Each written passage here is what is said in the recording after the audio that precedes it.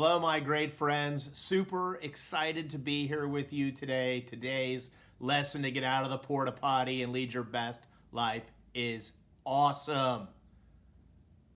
It's on the power of silence, not having those earphones always in your ears.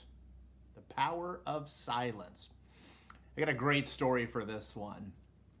The year was roughly 1979. It was the last day of school. Parents were on the parent pickup line. We had this huge metallic blue 1977 Ford LTD station wagon nicknamed the Titanic. Dad was in the pilot's chair and Mom, who was the navigator, because this was long before we had GPS. In fact, she used these big Rand McNally road maps that were like 3 feet by 3 feet. Well, we were going to my grandmother's farm in Oklahoma. It was going to be a three-day trip. And Dad knew there was a shortcut, even though my mom wasn't finding it on her navigator guide.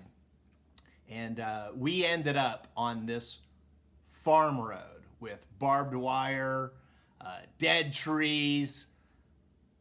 It just didn't feel right, although my dad was proceeding along.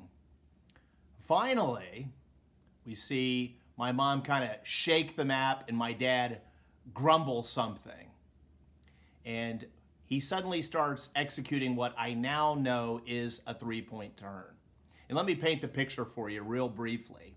In the back seat of the Titanic was me, my older sister Melanie, my older brother Jeff. We had a Chinese pug named Susie Lee Wong, and we had a Pekingese named Angel.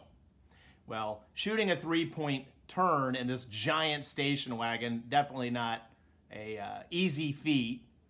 And when Dad was doing it, he bumped up against this tree.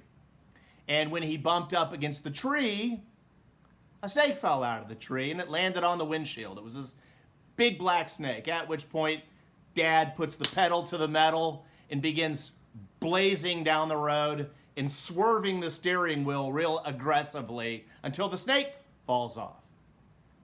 3 little kids in the back seat, and we're all screaming our heads off. Ah! At which point, my dad slams on the brakes so hard we all lurched forward.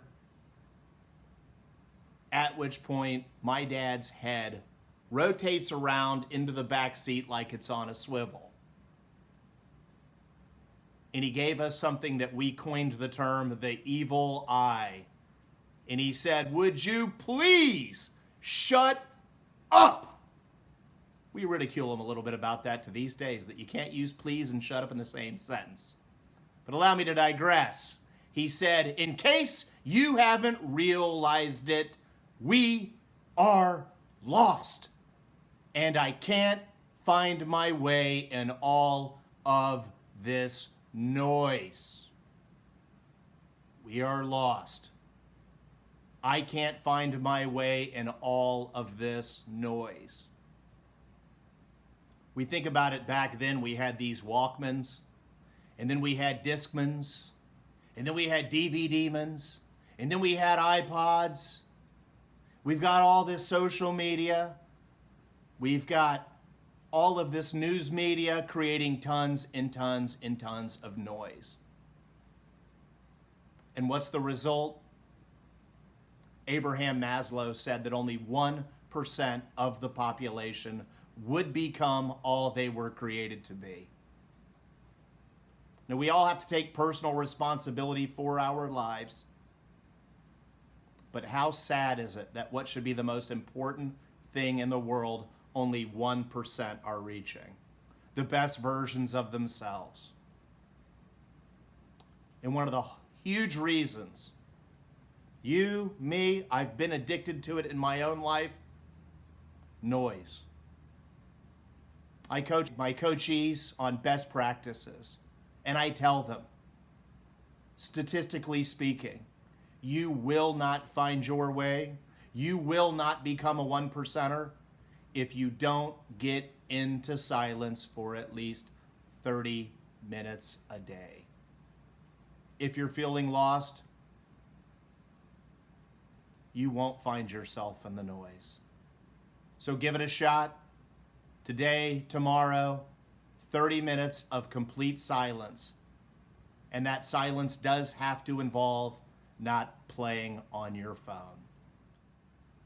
40 years ago, Dad gave me one of the great lessons, even though it went right over my head. Dad knew